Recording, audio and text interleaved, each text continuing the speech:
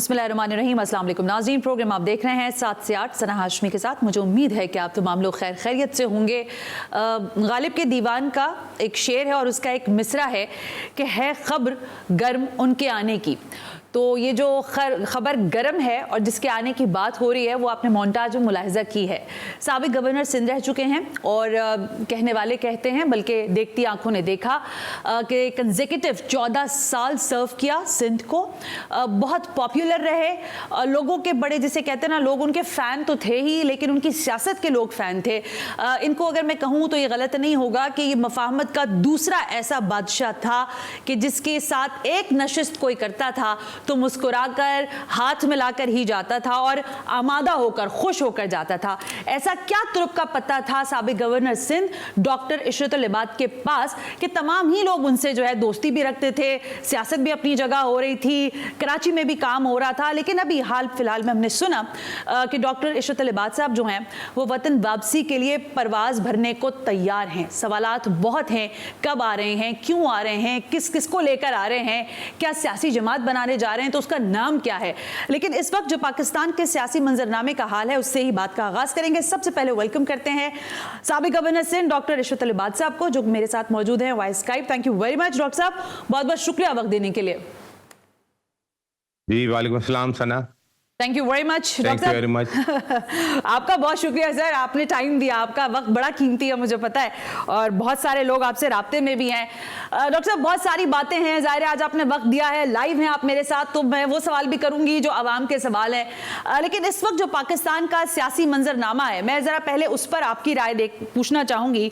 आपको लगता है कि वाकई इस वक्त पाकिस्तान में एक सियासी अदम इस्तेहकाम है और ये पल्स जो है वो हाई रेट होती जा रही है? जी जाहिर है कि इस वक्त जो सूरत हाल है उसमें हम यकीनन जो इंडिकेटर्स हैं अदम इस्तेहकाम के वो हम देख रहे हैं, और वो बड़े क्लियर हैं इंडिकेटर्स, जिसकी वजह से ये कहा जा सकता है कि बिल्कुल अदम इस्तेहकाम है। और क्योंकि गवर्नेंस नजर नहीं आ रही है, और एक, बल्कि मैं अगर ये कहूँ कि कोलैप्सिंग गवर्नेंस है, तो शायद गलत ना हो। तो इस हवाले से अदम इस्तेहकाम अनफॉर्चुनेटली इस वक्त है। और देखें, इसीलिए जो कैंपेन स्टार्ट की गई है अज़म इस्तेहकाम, उसकी भी आई थिंक रीज़न यही है कि इस्तेहकाम की ज़रूरत महसूस की गई है, गवर्नमेंट ने लॉन्च की है, और इस बात को महसूस करते हुए कि इस्तेहकाम की ज़रूरत है। इरशाद भाई, अब काफी ज़ाहिर अरसे से, कितना अरसा हो गया आपको मुल्क से गए हुए? थोड़ा सा मैं उस पैराए में फिर सवाल करूंगी आपसे, क्योंकि यहाँ पर जो 2022 में हुआ और टिल दैट 8 फरवरी फिर उसका कुछ अहाता करेंगे। किस ईयर में आप मुल्क से बाहर गए थे? जी मैं एंड ऑफ 2016, तकरीबन 7 साल से ज्यादा हो गए। 7 साल से ज्यादा हो गया। अब इन 7 सालों में इशरतुल इबाद साहब, 2022 का वो दिन भी लोगों को याद है जब जाहिर है एक मोशन जो है वो लेकर आई गई और उसके नतीजे में उस वक्त के वजीर आजम को नो कॉन्फिडेंस वोट के जरिए हटा दिया गया, और फिर एक पूरी एक जर्नी है। वो वाला जो पूरा पैच है उसको कैसे देखते हैं? थोड़ा सा उसका अहाता करें, फिर मैं आगे चलती हूँ। जी देखिए, बिल्कुल 2022 का जो आप गलबन वोट ऑफ नो कॉन्फिडेंस की बात कर रही हैं। जी बिल्कुल बिल्कुल जी। तो मेरे ख्याल में मैंने पहले भी कहीं इस बात का तस्करा किया है कि आज जो हम सूरत हाल देख रहे हैं की वजह ये है कि बैकग्राउंड में अगर जाएं तो एक डिसऑर्डर अगर डिडक्ट हुआ तो उसको ठीक करने के लिए एक दूसरा डिसऑर्डर हो गया, और मल्टीपल डिसऑर्डर्स इस तरह होते चले गए। तो इशू ये है कि 3.5 साल बाद सूरत हाल ऐसी थी कि सियासी जमातों ने सोचा कि वोट ऑफ नो कॉन्फिडेंस के जरिए उस गवर्नमेंट को चेंज किया जाए। और इसका मतलब है कि जो 2018 में गवर्नमेंट फॉर्म हुई थी वो 3.5 साल में प्रूव हुई कि वो गलत फॉर्म हो गई थी, मुल्क के लिए मुनासिब नहीं थी, उसकी पॉलिसीज ठीक नहीं थी या गवर्नेंस ठीक नहीं थी, व्हाटएवर। तो ये आई थिंक एक सिलसिला हुआ उस वक्त, और मेरी नज़र में आज की जो सूरत हाल है वो इस वजह से है कि अगर जो वोट ऑफ नो कॉन्फिडेंस हुआ था उसके या तो अगर मुमकिन था तो 5 साल पूरे करने दिए जाते और अवाम पे छोड़ दिया जाता। दुरुस्त और बात। अगर इतना ही ज़रूरी था तो उसको फिर वोट ऑफ कॉन्फिडेंस नहीं लेना चाहिए था और इलेक्शंस की तरफ चले जाना चाहिए था, ताकि अक्रॉस द बोर्ड एक परफॉर्मेंस कंपैरिजन के ऊपर जो है वो अवाम वोट देते। लेकिन अनफॉर्चुनेटली जब वोट ऑफ कॉन्फिडेंस हुआ और एक पीडीएम की गवर्नमेंट फॉर्म हुई है जी और सर। 16 महीने की उसकी जो परफॉर्मेंस रही है उसने इतना बददिल कर दिया लोगों को, परेशान कर दिया लोगों को कि उसके नतायज फिर 2024 के इलेक्शंस में जो है 8 फेब के इलेक्शंस में हमें नजर आए। अच्छा, आता क्या है इशरत भाई, लेकिन ज़ाहिर जो बात आप कह रहे हैं कि परफॉर्मेंस बेस्ड अगर ज़ाहिर इलेक्शन की तरफ चले जाते और ये अब वो ज़ाहिर वो सब कुछ नहीं हुआ, अब तो जो होना था वो हो गया, जितनी बर्बादी मचनी थी, चीज़ों की खराबी होनी थी, सिस्टम से लोगों का एतमाद, I am sorry I am using this word, but एक ट्रस्ट डेफिसिट तो बहुत सारी चीज़ों पर था।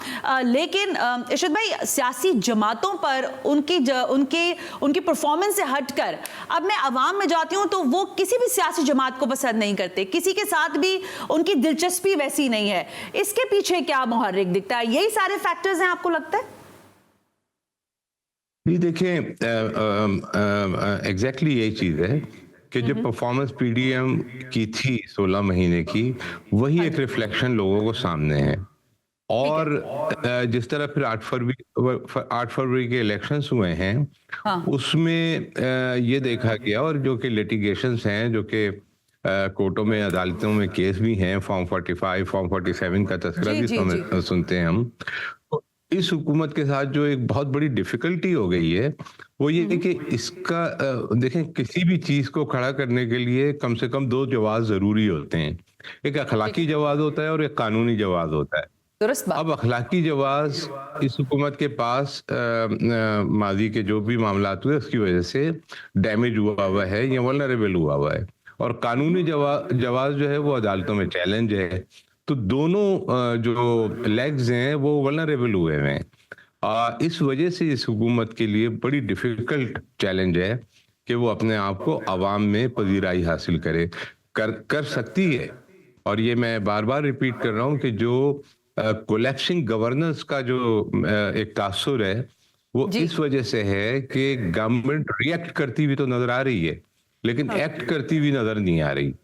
तो गवर्नमेंट को अच्छा है। अवाम के मसलों को समझना चाहिए और अवाम के मसलों को हल करने के लिए विजिबिलिटी होनी चाहिए उसकी। इशरत भाई, बहुत ही कन्विंसिंग बात की है आपने ना, लेकिन I am really sorry for this कि इस वक्त जो हमारी सरफेस पर चीज़ें हैं वो इसके बिल्कुल अगेंस्ट में काम हो रहा है।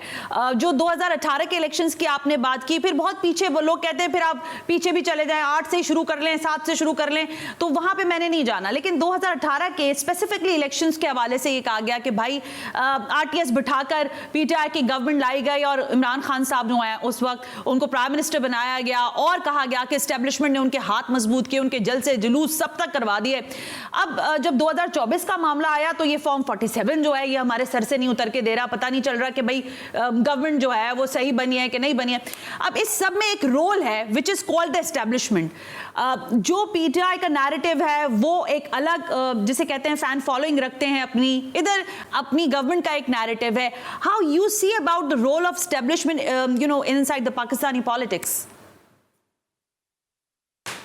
देखिए, इस्टेब्लिशमेंट की जो पोजीशन होती है वो बड़ी डिफिकल्ट पोजीशन होती है, खासकर के हम जैसे मुल्कों में। एग्री। और बड़े सारे चैलेंजेस हैं, बड़ी सिक्योरिटी सिचुएशंस हैं, बॉर्डरिंग सिचुएशंस हैं, इंटरनल सिक्योरिटी है, एक्सटर्नल सिक्योरिटी है, मुल्क की सालिमियत है, न्यूक्लियर स्टेट हैं हम।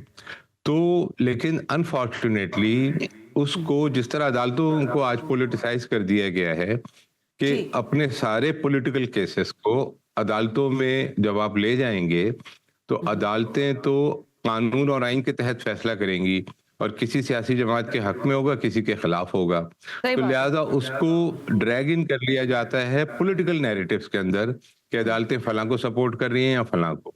इसी तरह जो एस्टेब्लिशमेंट की पोजीशन होती है जी वो जी भी जी ऐसे मामलात में ऐसा टिल्ट नजर आता है कि एस्टेब्लिशमेंट जैसे कि किसी जमात को सपोर्ट कर रही है। और दुरुस्त देखें बात। ये एक बड़ा अजीब बयानिया सियासी जमातों का है और बहुत ही अजीब सी एक सिचुएशन है कि अगर कोई जमात या कोई फर्द प्रो एस्टेब्लिशमेंट नजर आता है तो ये तासुर होता है कि अवाम उसको पसंद नहीं करेगी। ठीक बात। और अगर वो कोई काम करना शुरू करे तो लोग उसके साथ जुड़ने में पहला सवाल ही ये रिलक्टेंट कहते होते हैं, हैं। पहला सवाल हाँ। ही ये करते हैं कि जी हाँ। आपकी जब मैंने अपनी ये बातचीत शुरू की तो मुझसे पूछा गया कि भाई ग्रीन मैं सिग्नल है आने वाली आपको। थी। मैंने कहा कि भाई मुझे आपने ग्रीन जब बात अभी वो मैंने आखिरी सेगमेंट के लिए सवालात रखे हैं, लेकिन मैं आपसे चले अभी पूछ लेती हूँ। अब कराची के बेटे हैं, 7 साल से मुल्क से दूर हैं, ज़रा एक बहुत अच्छा टर्न्योर गुजारा है, लेकिन वाकई इशरत भाई कौन बुला रहा है, कौन ला रहा है और कौन कौन साथ आ रहा है, ये भी सवाल है, पता है आपको? और वाकई क्या पिंडी वालों से आपकी भी बात हुई है इस मामले पर? जी देखें कौन बुला रहा है, ये इसका जवाब तो सीधा सीधा है कि जो इस वक्त हालात हैं वो उसने बुला रहे मुझे हैं। ठीक प्रॉम्प्ट किया है ठीक हो कि गया। मुझे कुछ करना चाहिए, मुझे कुछ जैसे कंट्रीब्यूट करना चाहिए पॉजिटिवली एज अ पाकिस्तानी। मैं अगर देखूं तो मेरे पास चॉइस ये है कि मैं या तो एज अ तमाशाई स्पेक्टेटर बन के देखता रहूं और हाँ हाँ। या फिर ये है कि कुछ करूं। तो मुझे ये महसूस होता है कि अल्लाह ताला ने इतनी इज्जत दी है, इतने अरसे मुझे अपने लोगों को सर्व करने का मौका मिला है और एक तजर्बा है मेरे पास, तो मुझे इस मौके पे कुछ करना चाहिए। तो एक तो ये है कि जो इसके पीछे जो एक इम्पेटस है या कहना चाहिए कि जो फोर्स है जो मुझे ये मजबूर कर रही है या इस चीज की तरफ राग़िब कर रही है कि मुझे जाना चाहिए और कुछ ना कुछ कंट्रीब्यूट करना चाहिए। तो एक तो ये बात हो गई, ये जो इस वक्त एंजाइटी है लोगों की वो एक मेरे लिए इम्पोर्टेंस रखती है। दूसरी बात ये है कि सिग्नल है कि नहीं है। तो देखिए किसी भी पाकिस्तानी को अगर वो कुछ कंट्रीब्यूट करना चाहिए तो ये तो बहानेबाजी की बात है कि सिग्नल है कि नहीं है। भाई सिग्नल अच्छा। की जरूरत है कुछ मुल्क के लिए करने के लिए, कोई कहेगा तो फिर आप करेंगे मुल्क में कंट्रीब्यूट, किसी को कहना पड़ेगा या किसी से पूछना पड़ेगा। भाई क्या अगर बात कोई है। कुछ करना चाहता है, अच्छा करना चाहता है तो उसको आना चाहिए। क्यों इंतजार करे किसी सिग्नल का या क्यों एक्सपेक्ट करे कुछ सिग्नल।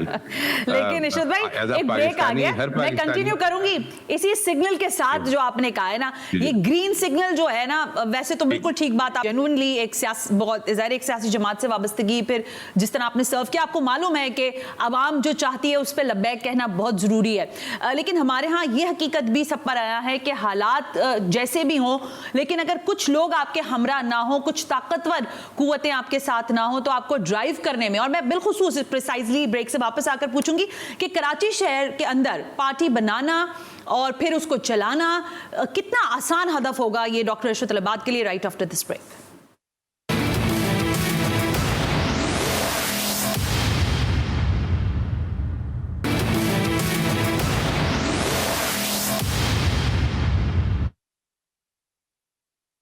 वेलकम बैक नाज़रीन, हम ब्रेक पर थे और मैंने आपसे कहा कि आज हमारे पास खुसूसी तौर पर हमने दावत दी है डॉक्टर इशरत तलबात को, जो कि वाइस स्काइप हमारे साथ मौजूद हैं और जाहिर है सवालात कर रहे हैं क्योंकि उन्होंने ये नवीद दी है कि वो पाकिस्तान लौट रहे हैं और अपने शहर कराची पहुंचेंगे। डॉक्टर इशरत तलबात साहब, लोगों ने मुझसे ब्रेक में ये कहा है कि अब आपसे पूछा जाए कि एक दिन तारीख बता दीजिए कब तशरीफ़ ला रहे हैं, ताकि आपके लिए लोग जो हैं वो तैयारी करें इस्तकबाल की, और वाक़अतन आपने फैसला अगर कर लिया है तो कब तक मुतवक्के है आपकी आमद? जी बिल्कुल यही सवाल आजकल लोग कर रहे हैं। तो देखें ऐसा मैंने बताया है कि मैं किस बात ने मुझे इस बात की तरफ राग़िब किया कि मुझे पाकिस्तान जाना चाहिए।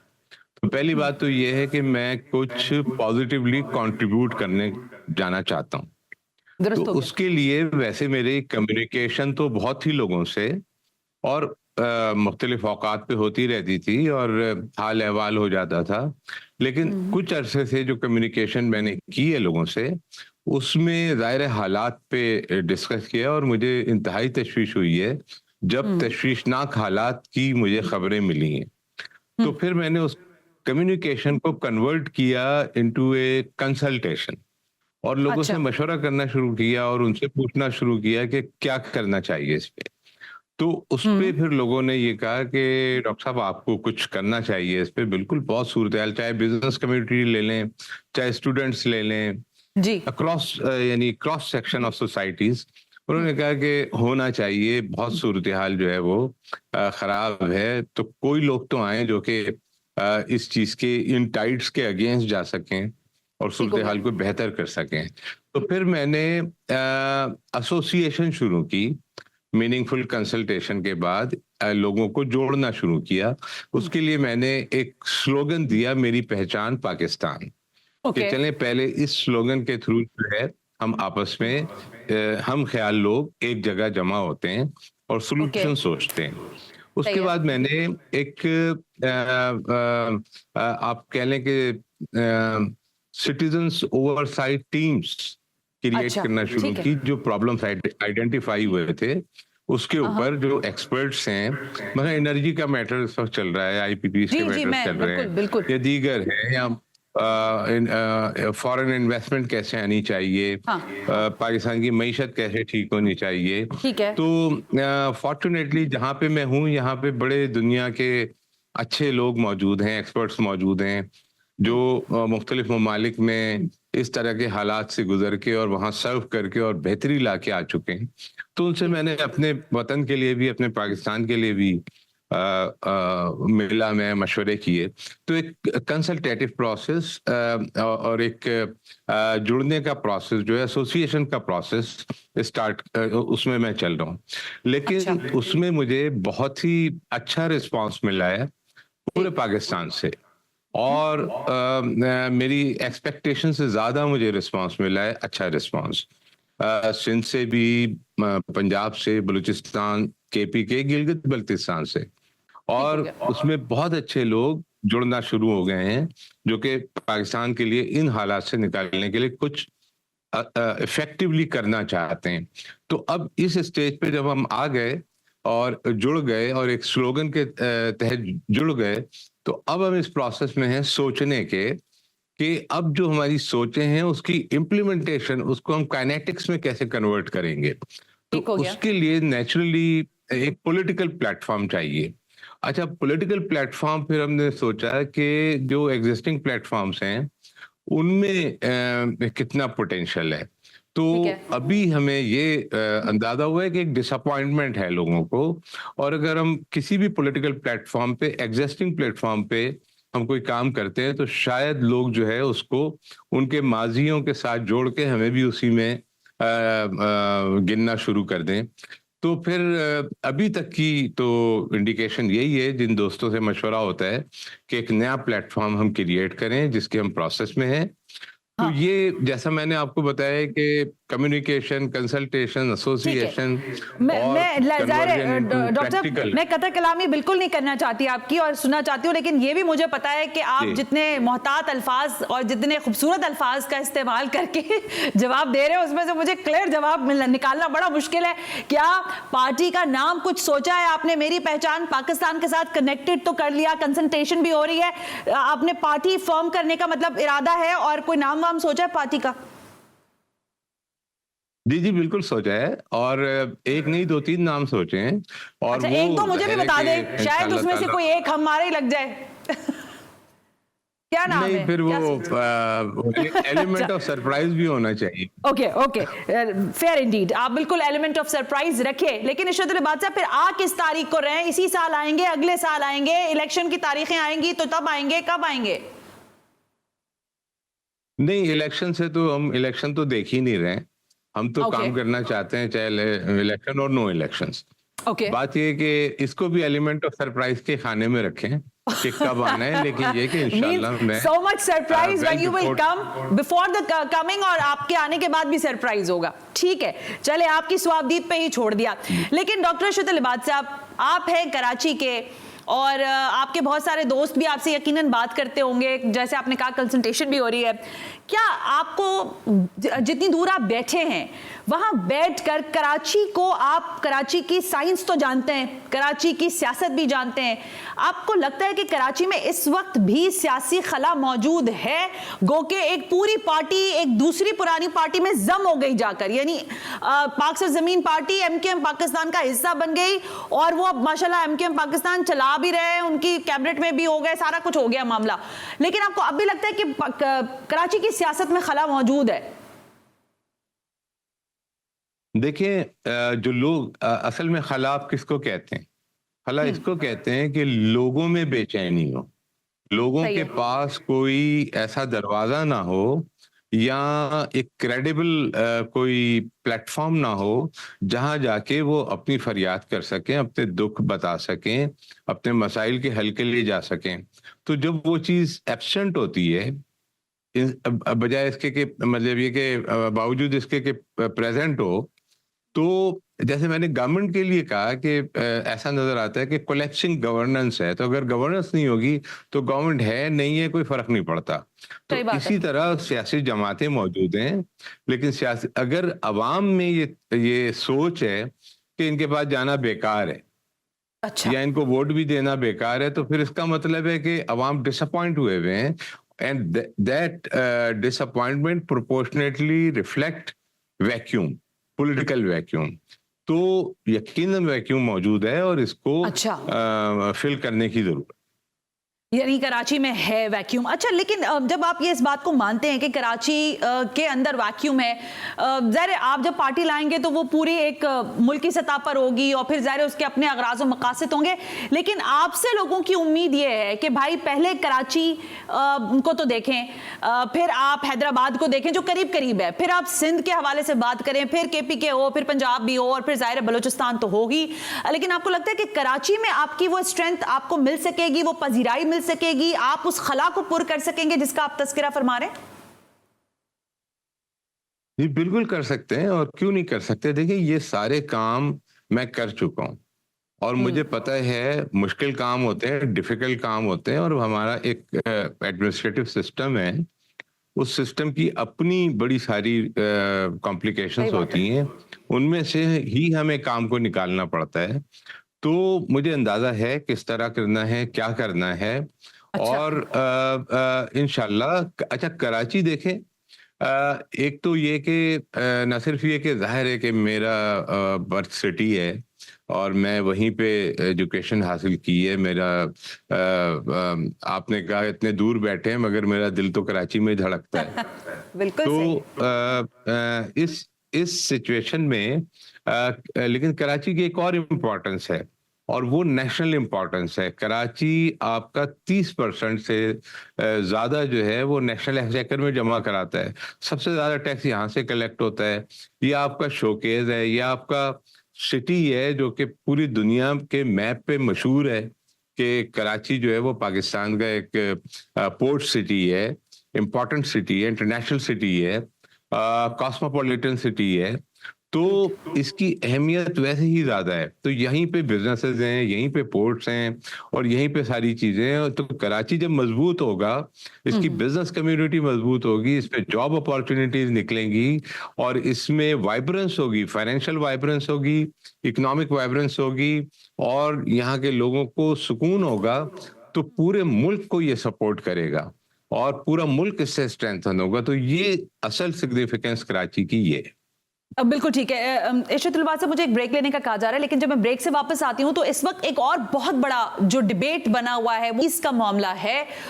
उनके साथ जो मुआहदे हुए, जैसे हुए तैसे हुए, इस वक्त जमात इस्लामी बैठी हुई है धरना देकर, फिर लोग उनके भी हाथ मजबूत करने के लिए दीगर पोलिटिकल पार्टीज भी वहां जाने के लिए इंतजार में बैठी हैं या बल्कि जा ही नहीं है। PTI तो अभी थोड़ी देर पहले उस धरने में शिरकत भी कर रही थी। तो क्या आपको लगता है कि कराची के जो बुनियादी मसाइल हैं और मुल्की सतह पर जब हम इन मसाइल की बात करते हैं तो इसको आप एड्रेस कर सकेंगे? और क्या आप में इतनी, जाहिर है आपने इतना वक्त गुजारा है, इतनी सर्विसेज दी हैं, आपको लगता है कि पावर कॉरिडोर्स के अंदर आपकी आवाज को सुना जाएगा और वहां से कोई रिजल्ट ओरिएंटेड चीजें जो हैं वो ट्रिकल डाउन इफेक्ट करते हुए आवाम तक पहुंचा सकेंगे आप? Right after this break.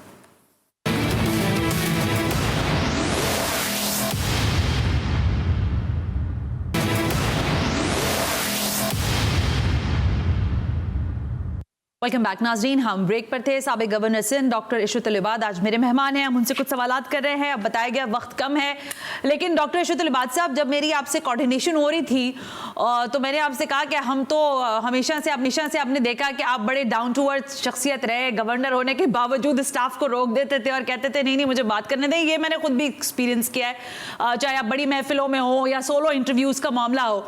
लेकिन आपने कभी इतना ज्यादा ज़ाहिर है ना अपनी शख्सियत का वो रखा एक अंदाज, लेकिन आप बहुत आराम से लोगों में मिंगल हो जाते थे, बात करते थे। आपको लगता है कि आज के हालात में ऐसे लोगों का सियासत में आना बहुत जरूरी है जो लोगों को जोड़ सकें या कनेक्टिविटी कर सकें सारी जमातों के माबैन? इंडिविजुअल सतह पर आप समझते हैं कि ऐसे लोगों की जरूरत है? जी जी, बिल्कुल बहुत ज्यादा जरूरत है। इसलिए बहुत ज्यादा जरूरत है कि दीगर हालात जो मुल्क की इस वक्त सिचुएशन है, फाइनेंशियल क्राइसिस या जो हम बात करते हैं इस्तेहकाम की, सियासी इस्तेहकाम वगैरह वगैरह, लेकिन एक पिछले चंद सालों में जो अलमिया हुआ है वो ये कि हमारा जो कल्चर है वो बहुत डैमेज हुआ है। जो गुफ्तगू है, जो बातचीत है, बेहतरीन बात की है आपने, बहुत उम्दा बात। तो एक दूसरे को जो हम पुकारते हैं सियासत में भी, और ये हमारे यंगस्टर्स देख रहे हैं ये चीज, और वो तो यही सोचते होंगे कि यही एक नॉर्मल तरीकेकार होता है। तो आई थिंक ये हमारी आइंदा आने वाली नस्लों के लिए एक डिजास्टर है जो आज का कल्चर डेवलप होता जा रहा है। तो इसके लिए हमें बहुत मेहनत करने की जरूरत है, एक सही पर्सपेक्टिव और नैरेटिव देने की जरूरत है, और पॉलिटिकल पार्टीज का बहुत बड़ा ये फरीजा बनता है कि वो अपने अपने डिसिप्लिन में इन चीजों को लेकर आए कि कोई तहजीब, कोई अखलाक, इन चीजों का बुनियादी तौर पे ख्याल करें।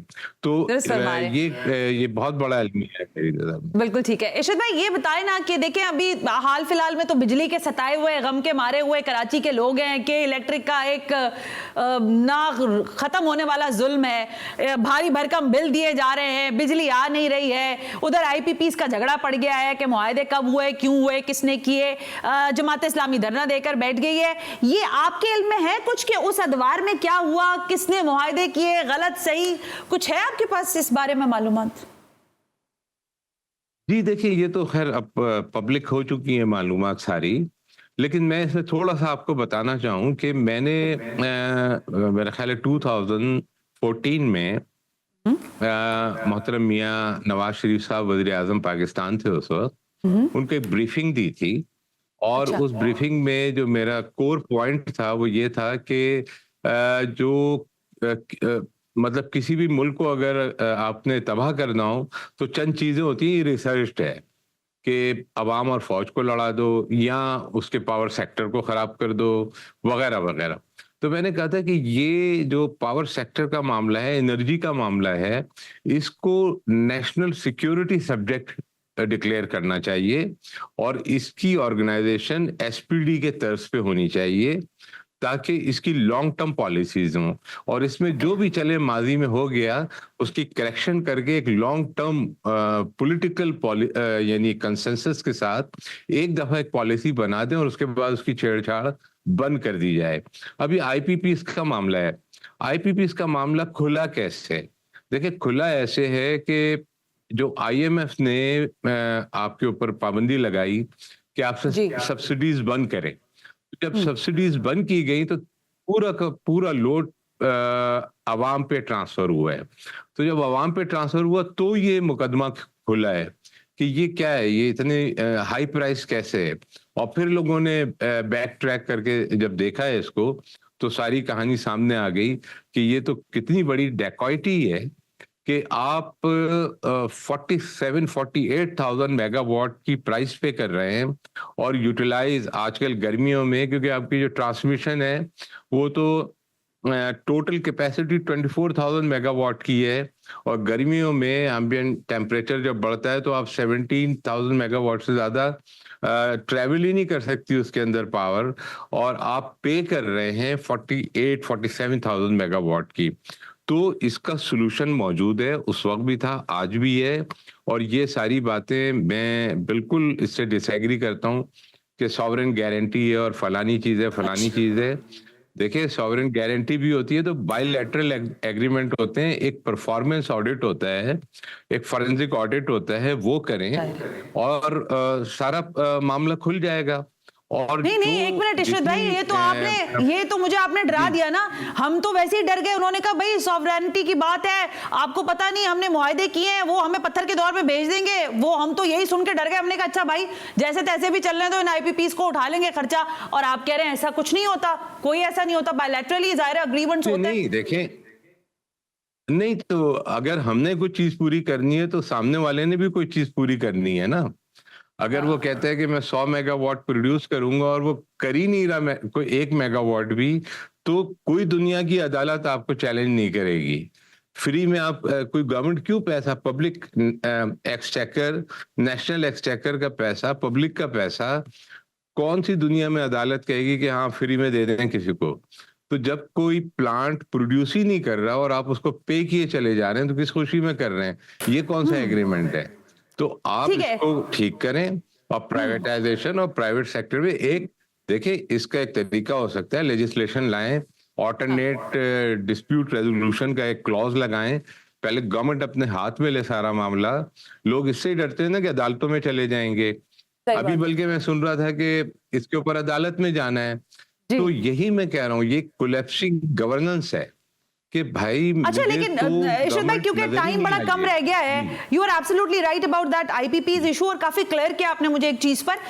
लेकिन इन अदर वे, जब आप कोलैप्सिंग परफॉर्मेंस की बात करते हैं, गवर्नमेंट की बात करते हैं, तो आपको लगता है कि ये गवर्नमेंट जो है ये परफॉर्मेंस के एतबार से कितना वक्त और मजीद है इस हुकूमत के पास कि ये डिलीवर करे और अपने टारगेट्स अचीव करे, और वो जिसे कह सकते हैं अवामी पल्स को समझ के उनके लिए कुछ सर्व कर सके? आपको लगता है government have some such a time? देखिए, एक ओपिनियन फॉर्म होती है ना। मिसाल के तौर पे घने बादल छाए हों तो आप ओपिनियन फॉर्म कर लेते हैं कि बारिश हो सकती है, ठीक है। अच्छा, अब कुछ इंडिकेटर्स होते हैं, कुछ इंग्रेडिएंट्स होते हैं।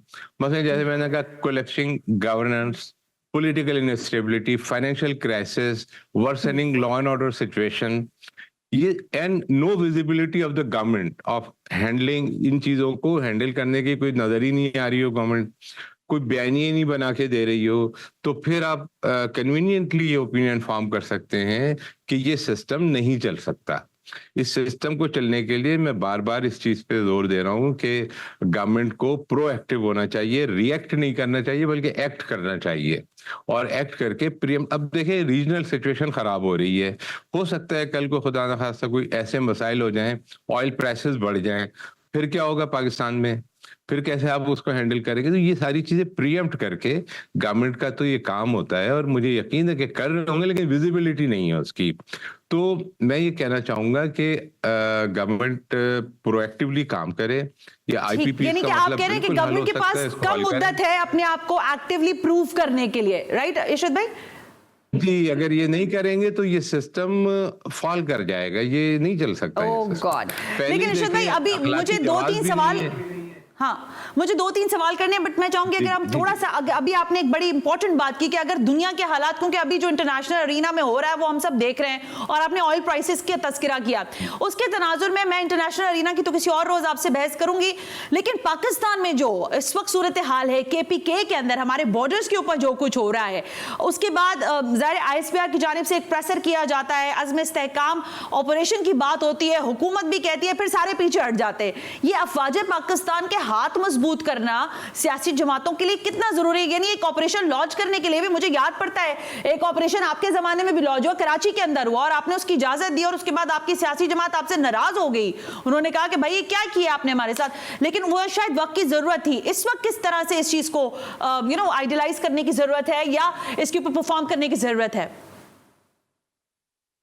जी देखिए, मैं तो बहुत तशवीश इस बात की है कि जितने फेलियर्स हैं, गवर्नमेंट के फेलियर्स हों या पॉलिटिकल फेलियर्स हों, ये ऐसी सिचुएशन होती है कि ये आम लोगों में एक तशवीश पैदा करती है, गुस्सा पैदा करती है, और जो एंटी स्टेट एलिमेंट है वो उसको एक्सप्लॉइट करके ये सारा इल्ज़ाम जो है वो अफवाज पे और इस्टेब्लिशमेंट पे डालने की कोशिश करती है ताकि अवाम और फौज में नफरतें पैदा हों। ये किसी भी कंट्री के लिए डिस्ट्रॉय करने के लिए फिट रेसिपी है। तो मैं ये कहता हूं कि भाई ये जो गवर्नमेंट है जो बेनिफिट उठा लिया है और सारा इल्जाम इनको जितवाने का इस्टेब्लिशमेंट पे लग रहा है, तो आज इतनी नाजुक सूरत हाल है तो ये आके इस फैक्टर को क्यों नहीं डिफेंड करते? चले छोड़ दें, 47 पे आए 45 पे आए, वो बहस चल रही है अदालतों में, लेकिन कम से कम अभी आप गवर्नमेंट हैं, जो लोग जीत के आए हैं, गवर्नमेंट का पार्ट बन के आए हैं, जो पार्लियामेंट में मौजूद हैं, उनको क्यों शर्म आती है अपने अफवाज को डिफेंड करते हुए, अपने ये बताते हुए कि भाई ये कितनी कुर्बानियां दे रहे हैं, इनकी वजह से ही आज पाकिस्तान में जो कुछ भी इस्तेहकाम है वो इनकी वजह से है। तो ये खुद आ नहीं रहे, आईएसपीआर को आना पड़ता है, एक्सप्लेन करना पड़ता है। ऑपरेशन अज़्म इस्तेहकाम जो लॉन्च किया गया, उसका बयानिया गवर्नमेंट प्रॉपर तरीके से नहीं बना सकी, उसको आके एक्सप्लेन नहीं कर सकी कि ये कॉन्सेप्ट है क्या, ये कैंपेन है क्या, ऑपरेशन है कि क्या है। कंफ्यूजन फैलता रहा, महीनों डिस्कशन होता रहा, उसके बाद आईएसपीआर ने आके बताया कि भाई ये ऑपरेशन नहीं है, ये एक कैंपेन है। तो ये काम तो गवर्नमेंट का है, तो जो काम करना है गवर्नमेंट को वो भी नहीं कर रही, जो बताया जा रहा है वो भी नहीं कर रहे, और जो कोई दूसरा करना चाह रहा है तो उसको रोक रहे हैं। तो ये तो ज्यादती है। बिल्कुल ठीक है डॉक्टर इशरत लिबासी, वक्त बिल्कुल खत्म हो गया, लेकिन जाते जाते बस मैं पूछना चाहूंगी, वसीम अख्तर, बाबर गौरी, इन लोगों से कोई राब्ता हुआ है आपका? ये आपके साथ आएंगे और आप 2024 में ही आ रहे हैं? फिर मैं पूछ रही हूँ मैं इंतजार 2024 का करूं कि 25 तक इंतजार करूं? नहीं, इंशाल्लाह जल्दी, क्योंकि वैसे तो बहुत सारे दोस्त राब्ते में हैं, पुराने दोस्त भी राब्ते में हैं, नए दोस्त भी बन गए इस प्रोसेस में, और जो आना चाहेगा, देखें मेरी पहचान पाकिस्तान के स्लोगन को लेके मैं चल रहा हूँ। इसमें जो हाथ पकड़ के मेरे साथ चलना चाहेगा वो ही इज वेलकम।